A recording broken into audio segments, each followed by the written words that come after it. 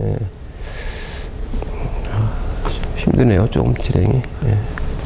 워킹 메모리라는 게 뭐냐면 사람 머릿속에 그 우리가 어떤 두뇌 활동을 할 때 쓰는 그 물리적 공간이 있거든요. 근데 이 워킹 메모리 용량은 7밖에 안 됩니다. 예. 가나다라 마바타 7이죠. 태정태세 문단대 7, A, B, C, D, E, F, G 7이거든요. 그러니까 실제로 우리가 어떤 두뇌 활동을 할 때 물리적으로 쌓여가는 공간은 7단위 정도밖에 잘 기억을 못해요. 그 이상 되면 뭘까요? 안 됩니다. 근데 이렇게 한 겁니다. 대학생들한테요. 어떻게 한 거냐면 예. 처음 시험은요 그냥 본 거예요. 처음 시험은 그냥 본 거고 두 번째 시험을 보기 전에 아이들 모아놓고요. 이번 시험은 장학금과 관계가 있다. 예. 그리고 시험 성적 공개한다. 세 번째, 예. 네? 네네네. 이게 지금 그렇게 안 돼요, 작동이. 예. 그리고 개인 성적이 전체 영향을 미친다. 이 얘기는 뭘까요? 예. 평균 이하면 가만 안 둔다 이런 얘기죠. 영상 기록하고 수학 교수가 직접 채점한다 이런 얘기를 했어요. 얘기를 했습니다. 얘기를 했는데 여기서 이제 중요한 건 뭐냐면 요 성적이 5% 향상된 그룹과 성적이 12% 떨어진 그룹 차이는 뭐냐. 똑같이 애들 모아놓고 대학생 모아놓고 똑같이 이런 얘기를 했는데요. 요 5%는 뭐냐면 너희들 지금 불안하지? 그러면 너희들의 불안한 감정을 글로 써봐. 예, 이렇게 글 쓰는 퍼포먼스를 한 학생들입니다. 예, 라이팅이라는 퍼포먼스를 한 학생들이고요. 요 12% 떨어진 아이들은 뭘까요? 그냥 가만히 있게 했어요. 예. 이 얘기 듣고 불안한 상태에서 10분 동안 가만히 있다가 시험을 본 겁니다. 예. 그럼 왜 그럴까요? 자, 보세요. 이런 얘기를 들으면 이게 워킹 메모리에 뭘까요? 맴돌까요? 사라질까요? 금방. 맴돌겠죠. 그러면 용량 7밖에 안 되잖아요. 그죠? 그럼 두 가지나 세 가지 생각이 들어가 있으면 뭘까요? 실 때 문제 풀 때 쓰는 공간은 작아지죠. 이해되십니까? 자, 이게 되게 중요한 건데 무슨 생각을 해야 되냐면 여기서 중요한 게 있죠. 예. 의도와 결과 사이의 괴리. 의도는 뭘까? 이런 얘기하는 의도. 이런 얘기하는 의도가 뭐죠? 시험 잘 봐라 이런 얘기죠. 예. 근데 결과는 어떻게 됐죠? 예. 망쳤죠. 예. 근데 중요한 게 있습니다. 책임 누가 지나요? 이런 얘기 한 사람 책임지나요? 그렇지 않죠. 예. 책임 누가 지죠? 예. 학생들이 책임을 집니다. 예. 그래서 이게 참 쉽지가 않은 겁니다. 우리가 아무리 좋은 의도로 얘기하더라도 아이들한테 인내심을 길러주려고요. 야단을 쳐요. 의도는 뭘까요? 강해지라고 얘기하는 거죠. 근데 알고 보니까 그게 자존감을 깎아먹었어.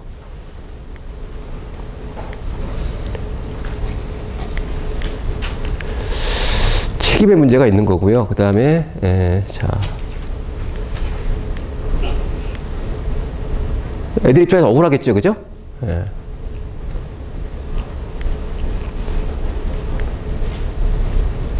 여기서 끝이 아닐 텐데.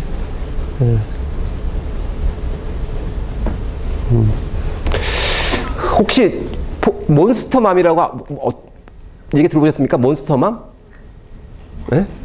몬스터맘이 뭐 이런 얘기 들어보셨어요? 헬리콥터맘 이런 말 들어보셨죠? 네, 몬스터맘은 일본에서 나온 말인데요. 네, 학교에 찾아가서 자기 아이만을 위해서 아주 뭘까요? 이기적인 요구를 하는 막무가내인 부모를 몬스터맘이라고 일본에서 얘기합니다. 근데 우리도 뭘까요? 우리나라 학부모 문화도 이런 몬스터맘이 지배하고 있어요, 지금. 이들이 막 떠들고 다닙니다. 그럼 그 얘기 들으면 뭘까요? 다 불안하죠. 근데 지금 제가 여기 지금 보여드리는 이제 이 화면은 독일에서 하는 학부모 교육 프로그램, 온라인 프로그램입니다. 오랜 역사를 갖고 있고요. 요게 뭐냐면 요게 바로 학부모 자격증 표지입니다. 여기는 학부모 자격증도 있어요. 그만큼 뭘까요? 부모 역할이 결코 쉽지 않다는 걸 알고 있는 거죠. 근데 우리나라는 뭘까요? 이 몬스터맘이 지배하고 있습니다. 몬스터맘이. 그래서 부모님들이, 착한 부모님들이 뭘까요? 불안하신 거예요. 조심하셔야 됩니다. 그들 얘기대로 안 한다 그래서 불안하실 이유는 없고요.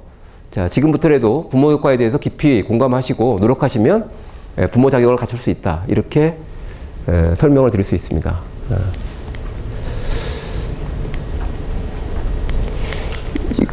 빼서 제 걸로 설치를 하시는 게 뒤에 수홍이 어머님 할 때도 좋을 것 같은데 이게 지금 잘 안 돼요.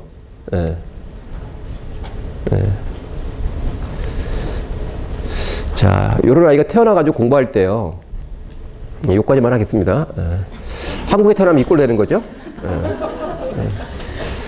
결론을 말씀드리게요. 이게 이제 우리가 이 조건을 봐야 되는데 사람이요, 이 경쟁 환경에서 획일적인 방식으로 공부하고요, 평가 지향으로 가고 구경하는 공부를 하게 되면은요, 공부가 쉽지 않습니다. 외국의 교육 성공 사례를 보면 협동학습을 추구하고 개성을 존중합니다. 애들 똑같은 방법으로 공부하는 애들 없거든요. 자, 그 다음에 배움이 중요하다. 참여를 하게 되면 이제 제가 보여주고 싶은 장면은 바로 이건데,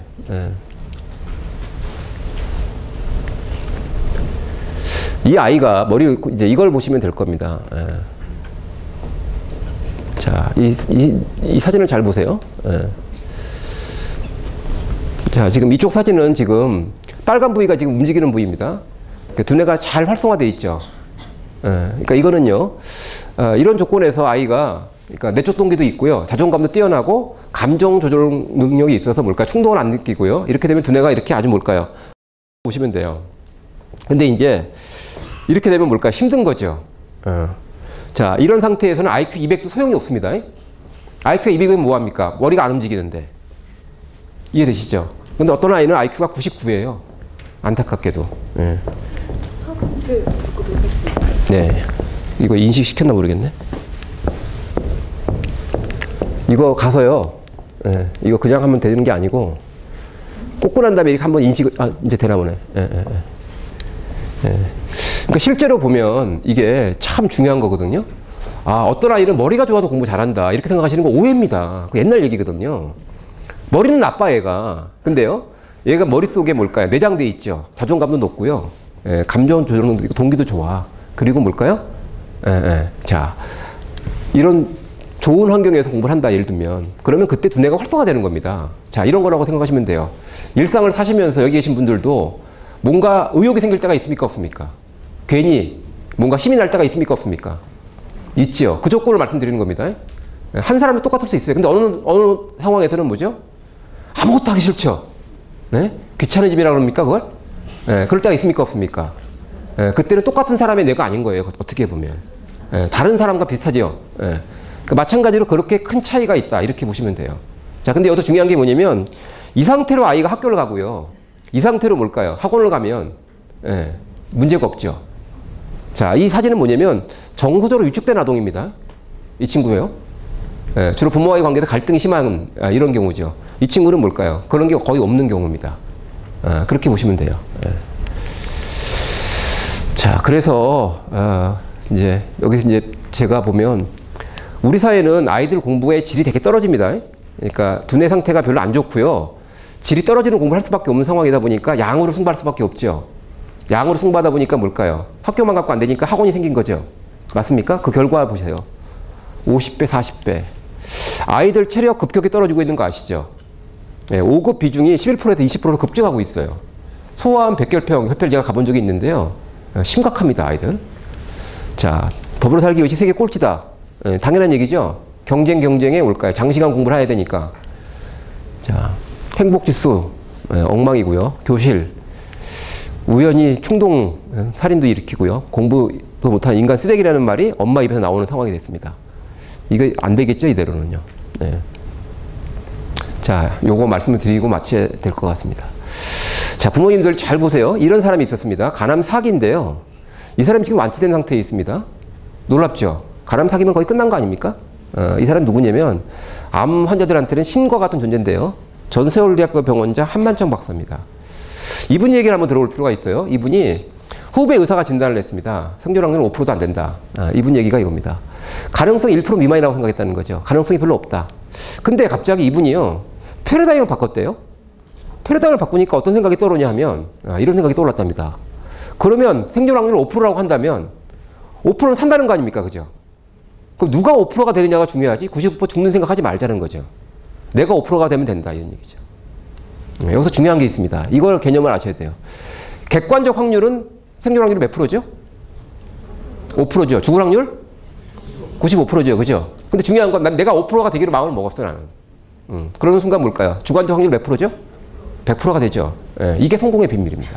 자, 실제로 보면은요, 비슷한 말이 있습니다.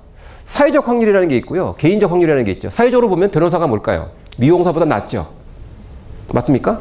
근데 개인적으로 보니까 미용사가 더 성공할 수도 있습니까? 맞습니까? 그렇죠. 이거 착각하시면 안 돼요. 또 하나 있습니다. 통계적 확률로 보면은요, 변호사의 연봉이 많죠. 맞습니까? 의사 연봉이 많죠. 예, 근데 실질적으로 보니까 성공한 미용사는 뭘까요? 훨씬 더 많이 벌 수도 있죠. 예, 자, 여기서 우리나라 부모님들이 아이들이 갈 길은 바로 예, 이 길이거든요. 아이들이 갈 길은. 근데 부모님들 머릿속에 이게 있는 겁니다. 예, 그래서 뭘까요? 아이들하고 갈등이 생기는 거죠. 예, 자, 이렇게 정리해 보겠습니다. 개인에게 맞는 아이마다 다 갈 길이 달라요. 수학 공부 잘하는 방법도요. 다 다릅니다. 영어 잘하는 방법 다 다르더라고요. 제가 해보니까. 예, 가장 중요한 건 아이의 관심이었거든요. 관심으로부터 출발하니까 뭘까? 영어도 잘하게 만들 수 있고요. 수학도 해결되고 국어도 해결됩니다. 예. 근데 중요한 게 바로 이거죠. 개인에게 맞는 주관적 선택을 통해서 실질적 확률을 높이는 방법이 있지 않습니까? 이 길로 가면 뭘까요? 예. 자, 암 사기도 해결됐죠. 예, 멀쩡한 아이들이죠? 예. 자, 자기 인생 멋지게 잘 할 수 있습니다. 자, 이런 것들을 부모님들이 지금부터 좀 공부를 좀 하셔야 됩니다. 예. 부모효과 책을 보시면 그 같이 공부했던 부모들의 기록들이 잘 나와 있고요. 거기서 답을 찾으시면 제가 볼 때 웬만한 답은 나옵니다. 그 책을 꼭 머리로 이해하지 마시고요. 예, 지식으로 생각하지 마시고 내 삶의 지혜 또 내가 아이를 대할 때 나의 모습으로 한번 이렇게 받아들여 주셔서 고맙겠습니다. 예. 자, 조금 진행이 매끄럽지 못했습니다. 죄송합니다. 예, 마치겠습니다. 예.